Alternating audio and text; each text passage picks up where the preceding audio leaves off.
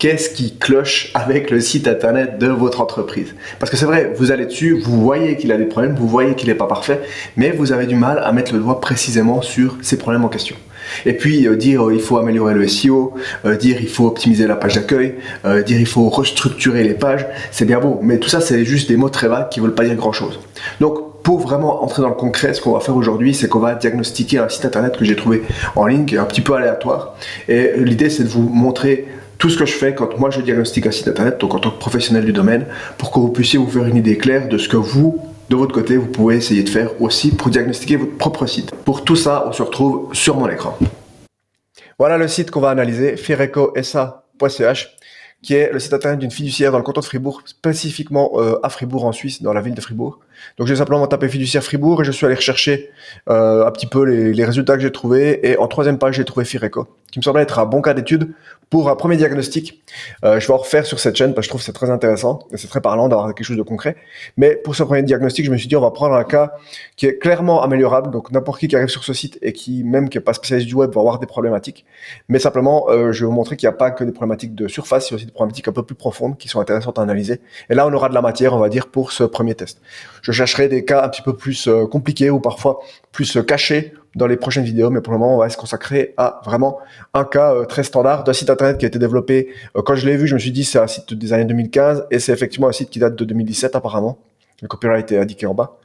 Et du coup, ça nous donne une bonne idée que ce site internet-là qui a été fait il y a 10 ans, il a cette tronche-là qui ressemble assez à ce qu'on faisait à ce moment-là, avec une grande image en haut. Et puis, voilà, quelque chose en termes de layout qui est assez simple. Donc, qu'est-ce que je vais analyser sur ce site? On a, première chose, l'acquisition, c'est-à-dire comment ils font pour attirer des clients. Donc, comment ils font, essentiellement, c'est le référencement. Je ne vais pas parler de YouTube ou bien de réseaux sociaux, à part si c'est clairement mis en avant sur le site. Je vais vraiment parler de référencement, de comment ils sont positionnés pour se référencer localement et plus généralement. Ensuite, la partie clarté et positionnement, donc comprendre rapidement ce que vend le site, ce qu'il propose et puis quel est son positionnement et sa cible. Ensuite, on va parler de la présentation et de la crédibilité. Est-ce que le site internet donne confiance pour travailler avec l'entreprise? Est-ce qu'on a l'impression que c'est une entreprise qui est établie? Et puis, est-ce que finalement le rendu est professionnel pour donner envie de travailler avec l'entreprise?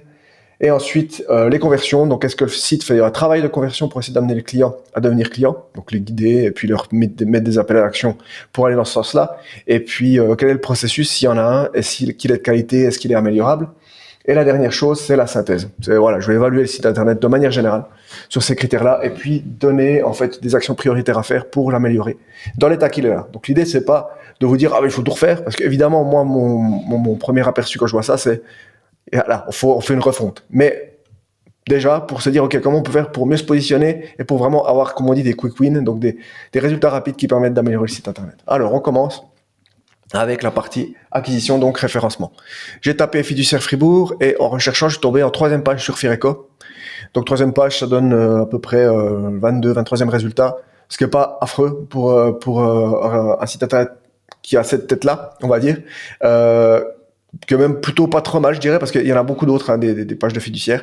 Et je pense aussi ce qui fait, c'est que Fireco SA a l'air d'être un nom de domaine qui est assez vieux, vu que déjà, ce site-là date de 2017, mais l'entreprise, comme vous pouvez le voir ici, date de 1984. Donc il y a une autorité du domaine. Évidemment, il n'y a pas de 1984, le domaine n'a pas été créé à cette époque-là, mais il a peut-être été créé au début des années 2000 et l'entreprise a fait déjà des sites internet avant. Donc l'autorité naturelle du domaine, le fait qu'il soit là depuis si longtemps, va forcément avoir un impact sur son référencement. Donc troisième page, franchement, c'est correct par rapport à la présentation du site. Et l'autre élément qui est encore mieux, c'est le positionnement dans les lieux sur fiduciaire Fribourg. Si je fais Google Maps pour aller voir, donc je suis allé simplement ici et j'ai dit voir plus de lieux. Et lui, il m'a affiché ce résultat ici et on voit que Fireco est ici au milieu. Donc sur la première page, en plein milieu de la première page. Et on voit que si on clique ici, on a plus de pages. Donc on va avoir 2 ou 3 pages qui aura des résultats de fiduciaire à Fribourg. Donc c'est franchement pas mal.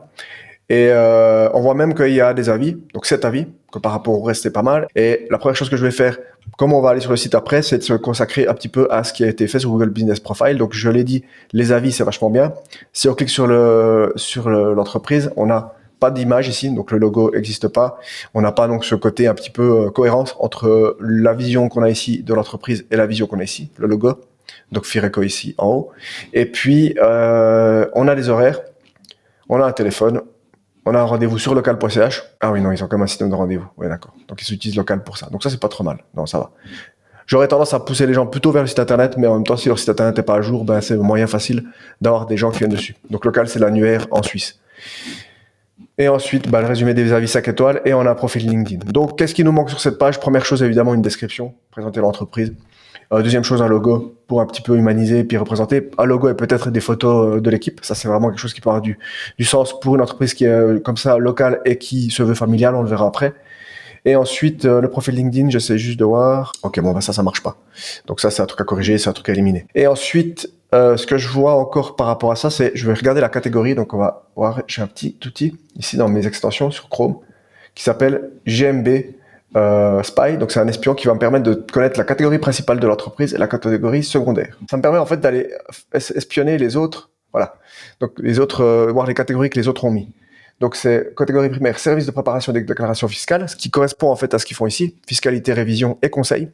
Donc l'essentiel de leur terme va vraiment beaucoup plus vers l'aspect fiscal, donc beaucoup moins vers l'aspect peut-être comptabilité simple. Donc c'est très bien que leur catégorie principale soit cohérente avec ça. Donc on a une catégorie principale, comme on l'a dit, qui était liée à la fiscalité. Maintenant, service de préparation des déclarations fiscales. Maintenant, est-ce qu'il n'y a pas moyen d'améliorer ça? Oui, en ajoutant des catégories secondaires. Donc là, ça veut dire que si quelqu'un vous recherche par rapport à la comptabilité, il y a moins de chances qu'ils vont tomber dessus. Donc du coup, c'est d'essayer de jouer avec ça en vous plaçant un petit peu par rapport à ces catégories-là. Donc corps fiduciaire, voilà. Celui-là, il me semble qu'ils avaient quelque chose d'un peu plus complet. Voilà, expert comptable. Donc eux vont se placer vraiment sur la notion comptable. C'est peut-être pas le but de FIRECO. Mais ensuite, comptable, cabinet d'expertise comptable, service de comptabilité, consultant économique, service de dépôt fiduciaire, consultant financier. Il y a beaucoup de choses. Et des sous-catégories dans Google, il y en a quelques-unes qui peuvent être vraiment utiles à utiliser. Donc moi, je vous conseille déjà, que vous voulez améliorer Google Business Profile, d'aller améliorer ces catégories et d'aller humaniser un petit peu de cette fiche en mettant des choses qui sont un peu plus personnelles. Donc ensuite, on arrive sur le site. Et là, la question du référencement, elle est importante par rapport à une première chose qui est la structure. Donc, qu'est-ce qu'on a comme structure? La structure, elle est importante parce que ce qui va avoir de la valeur en référencement, c'est aussi les intentions de recherche. Donc, si maintenant vous avez une page accueil, une page service, une page à propos, et c'est tout, le problème, c'est que personne va chercher service fiduciaire. Généralement, on va chercher un service spécifique ou une fiduciaire. Sur fiduciaire, vous allez vous placer grâce à l'accueil, par exemple, mais sur les services, si quelqu'un cherche des services de révision, il faut qu'on ait une page pour les services de révision. Donc, si on va sur service, on a des services de révision. Donc, le travail est fait au niveau des pages, on a une intention de recherche claire qui est répondue. On verra qu'on peut améliorer ça, mais c'est un début. Donc en termes de structure, le site me paraît pas déconnant. On a un accueil, on a des services qui ont tous leur propre page, on a même une page sur les services qui va en fait référencer du coup les services qui sont faits comme une page, un peu un index des différents services, qui est intéressant pour le maillage interne, même sur un petit site. Et ensuite, on a une page actualité, une page partenaire, une page contact. Bon, il y a tout ce qu'il faut. Parce que si on regarde actualité, c'est une page qui est vide, donc action directe, supprimer cette page, ça ne sert à rien. Et même s'il y aurait des actualités d'il y a 10 ans, même s'il y aurait une activité l'année passée disant on était présent à tel salon, franchement, les gens s'en fichent. Retirez ça, s'il y a rien d'autre à dire, franchement, ça a aucun intérêt. Ensuite, on a une page partenaire qui, en fait, elle est la page à propos, qui présente les deux partenaires. Et vous verrez que par rapport au positionnement, je ne trouve pas cette page terrible. Sans parler de design ou quoi, mais vraiment de contenu et de positionnement, c'est pas génial. Et la page contact.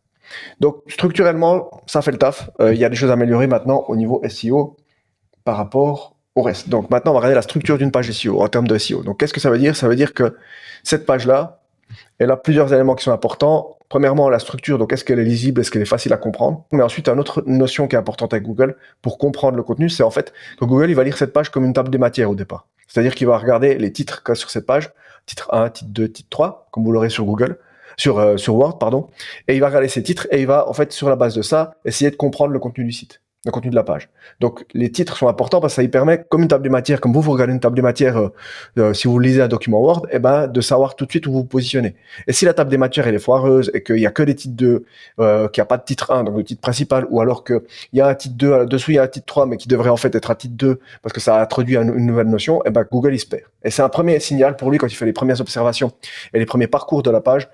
C'est un premier signal qui va être négatif si la structure elle est pas bonne. Donc comment on fait pour regarder cette structure? On va taper tester hiérarchie de H1, H2, H3. On va essayer de voir si on trouve un truc comme ça. Et là, je fais un test en français, mais normalement, je ferai plutôt ça en anglais. Voilà. HTML Heading Checkers, H1 up to H6. Puis là, on va mettre le domaine, FIRECO SA.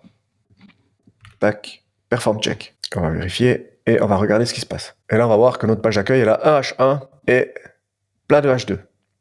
Et là, ce qui est bien, c'est qu'en plus de vous mettre les H1 et H2, il vous met les titres qui sont concernés, le texte qui est dedans. Et là, c'est vraiment la catastrophe. Si on regarde vraiment la structure de la page par rapport à ça, c'est une catastrophe. Google ne peut pas du tout s'y repérer par rapport à ça. Le H1 est vide, donc il existe un H1, mais on ne le voit pas ici. On ne va pas aller creuser pour chercher où il est, c'est peut-être le logo ou autre chose, mais il n'y a pas de texte à l'intérieur. Donc du coup, le H1, pour vous dire, c'est le titre de la page. C'est l'élément avec le titre, le métatitre en fait, qui est le titre qui va être affiché dans les résultats de la recherche. Donc c'est ce titre ici, 10 offres d'emploi fiduciaire à Fribourg par exemple. C'est les deux éléments les plus importants en termes de référencement sur des pages. Et là, il est carrément vide. Donc déjà, première chose, première action, changez ça. Prendre notre société, à la limite, si vous avez que ça à faire, c'est prendre notre société et le mettre en H1. Ensuite, les H2, là, c'est la cata aussi. On a tout qui est au même niveau. Donc, nos sociétés, services, fiscalité, révision, comptabilité, gestion, conseil et gestion d'entreprise. Ça, c'est les H3. Vu qu'on a des services et on présente nos services. Donc, c'est une structure en dessous. Ou alors, on met pas du tout de H. Moi, je mettrais des H3 quand même parce que c'est des mots importants, c'est des mots-clés importants. Parce qu'en fait, les mots-clés que vous utilisez ensuite dans les titres sont super importants. C'est ça qui va permettre à Google de vous référencer le mieux possible. Parce que lui, il commence par regarder les mots-clés qui sont dans les titres, les textes qui sont dans les titres pour référencer la page sur ces intentions-là, en disant, OK, ça, c'est les gros sujets de la page. H1, c'est le plus gros. H2, c'est un peu plus petit. H3, c'est un peu plus petit. Mais ensuite, le texte, c'est vraiment subsidiaire, on va dire. C'est aussi très important, évidemment, mais par rapport à l'importance des H1, H2, H3, je pense que vraiment, il faut mettre l'accent là-dessus. Et du coup, tout ça, c'est n'importe quoi. Donc, du coup, là, il y a vraiment un gros travail de restructuration. Donc, c'est simplement, faut tout revoir par rapport au titre.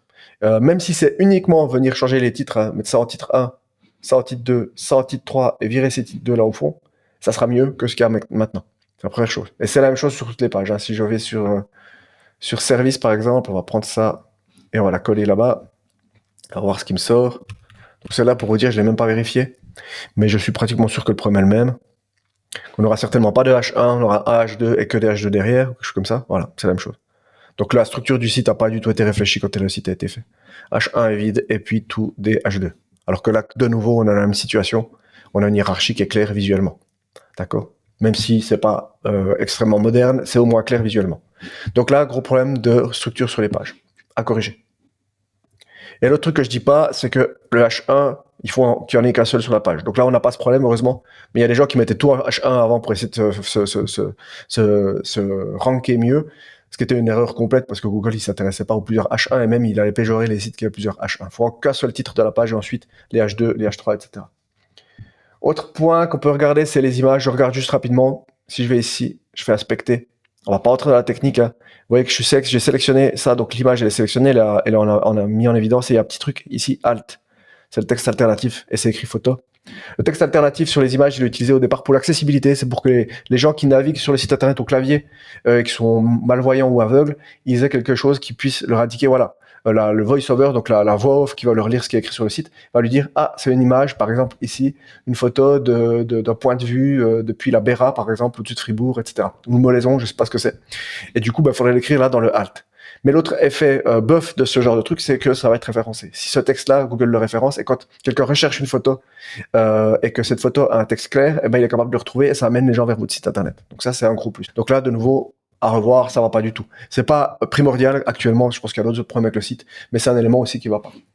Aussi, d'un point de vue technique, on a un gros problème, c'est que Fireco SA est en HTTP. Peut-être que vous l'avez vu, il y a un petit cadenas qui est coché. En termes de confiance pour le visiteur, c'est pas bien. En termes de référencement, c'est un signal très négatif pour Google. Les sites internet maintenant doivent tous être en HTTPS. HTTPS, ça veut dire que c'est la version de HTTP, donc la version du web qui est sécurisée. Et ça veut dire que toutes les données qui sont passées par là sont chiffrées. Donc personne peut intercepter ces données et faire quelque chose avec. Donc il y a juste un formulaire de contact simple. C'est pas la fin du monde. Ben, les données ici seront envoyées en clair. Bon, on va encore survivre. Mais disons que c'est une très mauvaise pratique. Il faut tout de suite passer ça en HTTPS. Faire. Donc si vous avez ça aussi, urgent de le changer. Très urgent de le corriger. Donc encore un autre problème. Ensuite, j'ai fait un test de rapidité du site.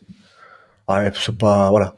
Fireco SA. Si jamais, ce que je vous conseille de faire, c'est d'aller sur page Speed Insight. Donc vous faites simplement test rapidité site Google. Et normalement, page Speed Insight va arriver dans les premiers. Voilà, c'est celui-ci. Vous mettez l'URL de votre site, vous faites analyser. Moi, ce que je vous conseille de faire, c'est de le faire plusieurs fois. Il y a un score de 100. Ah, ce site est actuellement en construction. Pourquoi il me met ça? Ah, HTTPS. C'est une erreur de ma part. On va refaire. Ben voilà.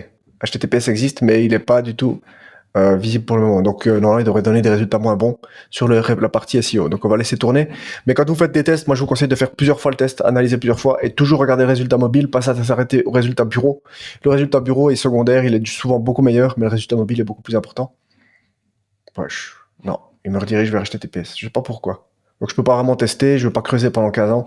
Effectivement, ça c'est une page de maintenance qui est affichée. Si je tape HTTPS, Fireco. Ou alors peut-être que j'ai pas de chance puis qu'ils viennent de le mettre en maintenance. Non, c'est pas ça. Bon. Oui, effectivement, HTTPS, il est en maintenance. Donc, c'est encore un signe qu'il y a des trucs qui vont pas du tout avec ce site. Donc là, bon, on a fait le tour un petit peu de partie référencement. La structure est pas mal, la hiérarchie dans les pages est pas du tout est à revoir complètement, et on voit qu'on a des problèmes plus graves en termes de technique. Les performances, je peux pas les tester, mais je pense qu'elles sont pas dégueu parce que c'est un site qui est très très simple. Donc finalement, c'est pas ça qui va beaucoup péjorer le site. Et un dernier détail qui est intéressant à voir, c'est si on fait inspecter ici, on se met en petite vue, comme ça, vous voyez, j'ai cliqué sur les petits écrans, puis c'est les vues mobiles, et on a bien le site internet qui est adapté au mobile. Donc ça, c'est un minimum, mais au moins ça fonctionne.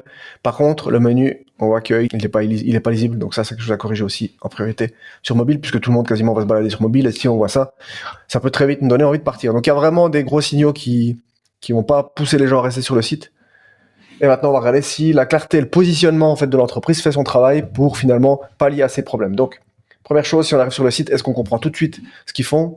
Fireco SA, notre société société fiduciaire, familiale est totalement indépendante et active sur la place Faubourgeoise depuis 1984. Top, c'est très clair. Sauf que ça, un truc comme ça, c'est une version synthétique qu'on met dans l'entête du site. Sans forcément mettre notre société fiduciaire familiale. Vous pouvez dire même si c'est pas génial, dire votre fiduciaire sur la place fribourgeoise depuis 1984, et puis ensuite mettre un sous-titre et mettre un bouton pour dire nous contacter, ou un autre bouton pour dire découvrir nos services. Essayez un petit peu de faire revivre ça. Mais en termes de est-ce qu'on comprend ce que fait le site très vite? Oui.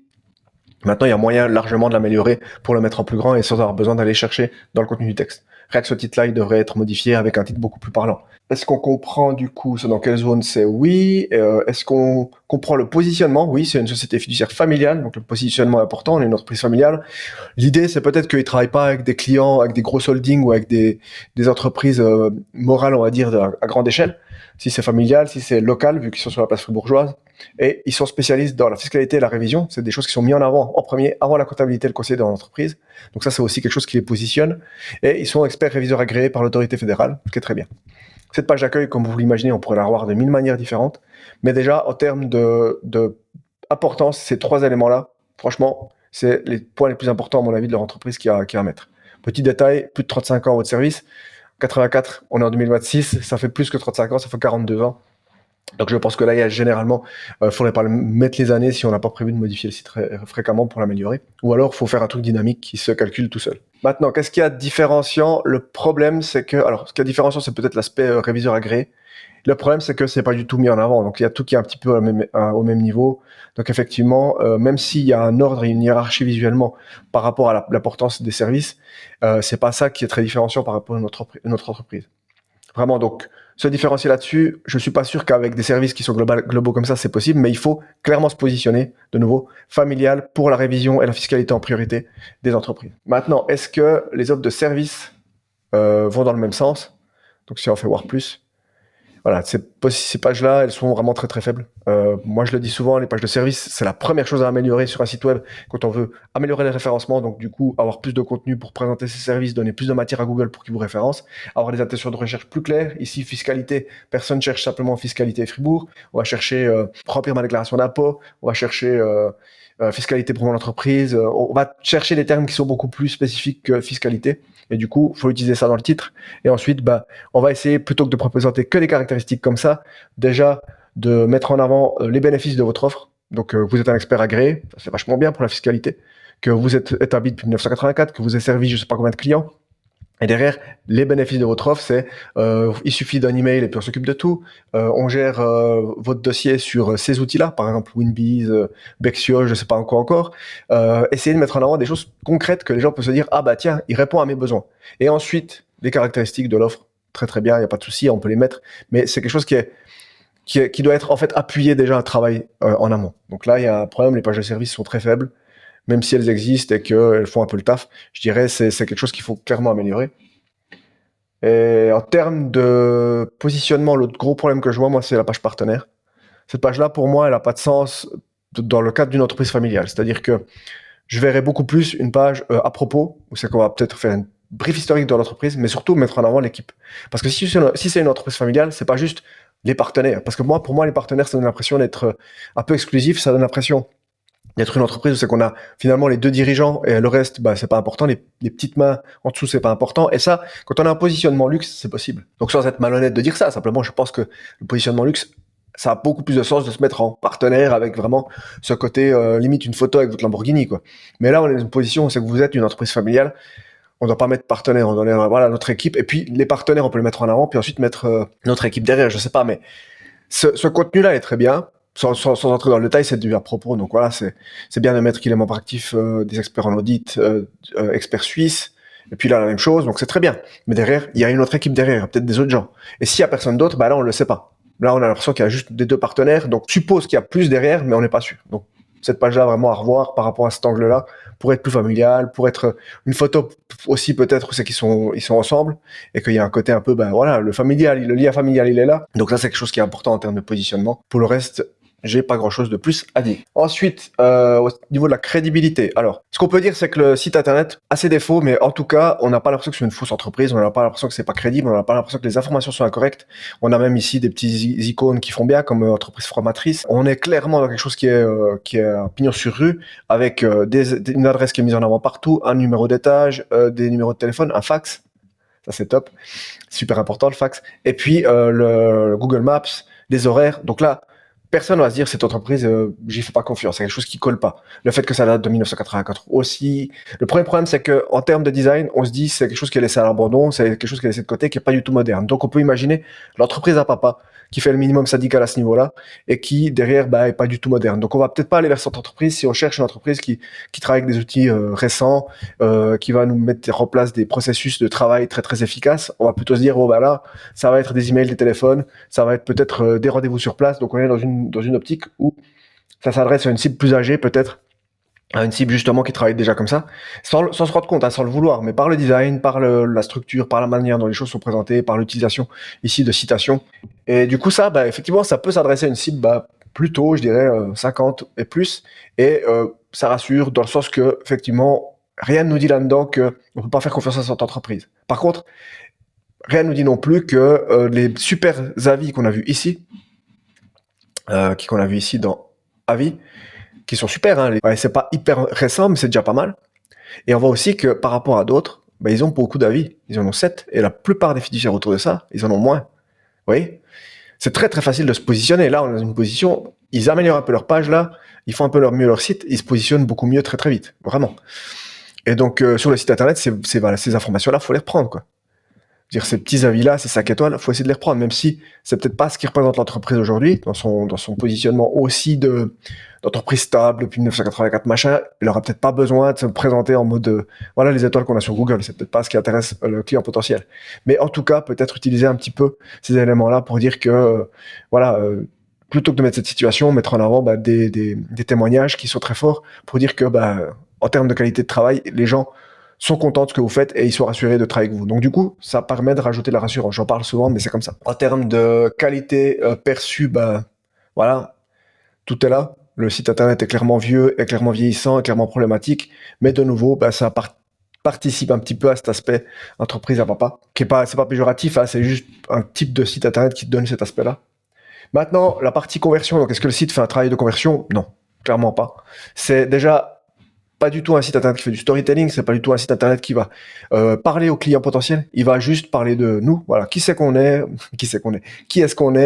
qu'est-ce qu'on fait, comment est-ce qu'on est spécialisé là-dedans, pourquoi on est géniaux, etc., avec des citations qui font bien. Donc c'est vraiment le site vitrine que vous voyez standard, et derrière en termes de contenu, dans les services, il n'y a aucune recherche de on va faire mieux que la concurrence, on va se différencier. C'est juste, voilà ce qu'on fait et voilà comment on le fait.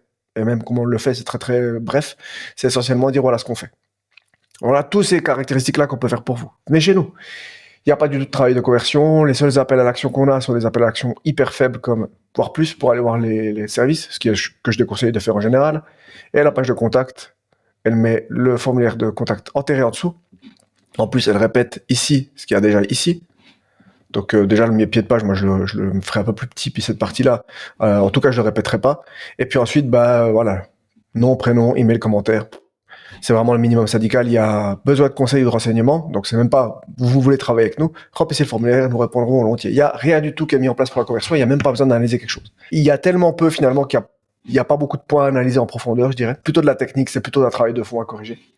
Donc maintenant, qu'est-ce que je mettrais comme évaluation par rapport à ça en termes d'acquisition? Le site se porte pas trop mal en termes de référencement, malgré la mauvaise tenue du site. En fait, il est quand même pas trop mal en termes de référencement, en termes de positionnement à ce niveau-là.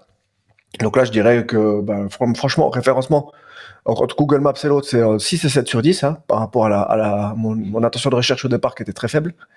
Ensuite, clarté et positionnement, voilà, je dirais 5 sur 10. Clarté, l'offre est claire, mais c'est pas assez mis en avant. Et le positionnement, il est clair aussi, mais simplement, je trouve avec cette page partenaire, il est un petit peu incohérent. Ensuite, présentation et crédibilité, présentation, c'est pas ça. Mais crédibilité, justement, peut-être que cette présentation va jouer dans la crédibilité, va jouer dans la confiance que ça peut donner à ceux qui cherchent ce type d'entreprise-là. Et conversion, c'est zéro. C'est zéro, mais je pense que l'entreprise fait des conversions différemment que par leur site internet. Et ça ne veut pas dire qu'il ne faut pas l'optimiser et faire quelque chose avec, c'est simplement que c'est pas leur priorité, clairement, ça se voit. Donc, diagnostic global, pas un très bon site internet. Si eux, ils m'enverraient ce site internet et qu'ils me demanderaient maintenant qu'est-ce que je dois faire pour l'améliorer, la première chose, c'est en termes de référencement, améliorer la structure des pages pour mettre des titres 1 et des titres 2. C'est aller sur Google ici et compléter à fond ça pour le faire le mieux possible. Et si je devais encore dire une chose, c'est sur les pages d'accueil et de service, vraiment utiliser beaucoup plus des termes qui vont être des intentions de recherche, qui vont être des mots-clés. Se positionner à Fribourg en entreprise familiale sur la page d'accueil, et ensuite se positionner en expert de fiscalité sur la page de fiscalité, etc., etc. Ça, c'est les 3 points principaux. D'accord? Donc, je pense qu'avec ça, le site internet aura plus de meilleurs résultats en termes de SEO. Ah, puis évidemment, le HTTPS, passez en HTTPS si vous pouvez. Mais voilà, c'est les 3 actions, à mon avis, importantes à prendre sur ce site, parmi beaucoup plus d'actions qu'il y aurait à faire, qui seraient certainement une refonte complète. Voilà, c'est un exemple. Le but, c'est pas de défoncer ce site internet. Je pense que quelque part, il y a des choses qu'il fait bien. Mais voilà, c'est aussi un site internet qui n'a pas été même réfléchi beaucoup en 2017, qui a été fait un petit peu pour en faire un. Et ça se ressent encore aujourd'hui. Donc voilà comment je ferai ce diagnostic.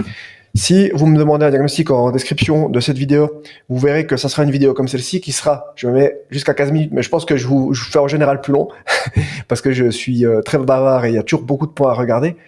Mais en plus de ça, vous recevrez bien évidemment les actions concrètes à réaliser donc dans mon document que je vous envoie avec le diagnostic pour que vous sachiez un petit peu directement par où prendre ce problème et comment améliorer le site internet de votre entreprise. J'espère que ça vous a donné envie de faire votre propre analyse de votre propre site et peut-être aussi de me demander un diagnostic pour qu'on puisse regarder ça ensemble. Et si ça vous intéresse de creuser certains sujets, principalement un sujet dont j'ai peu parlé parce qu'ici il y a peu à dire je trouve, mais c'est le sujet qui est à mon avis crucial du formulaire de contact. J'ai fait une vidéo complète où c'est que j'explique en détail comment réussir à cette étape-là à assurer la conversion tout en qualifiant le mieux possible les clients parce que on n'a pas envie d'avoir des demandes qui sont pas du tout qualifiées, mais d'un autre côté on n'a pas envie de freiner trop les clients potentiels. Donc c'est un espèce de jeu d'équilibriste et c'est intéressant et je développe ça en détail dans cette vidéo juste ici.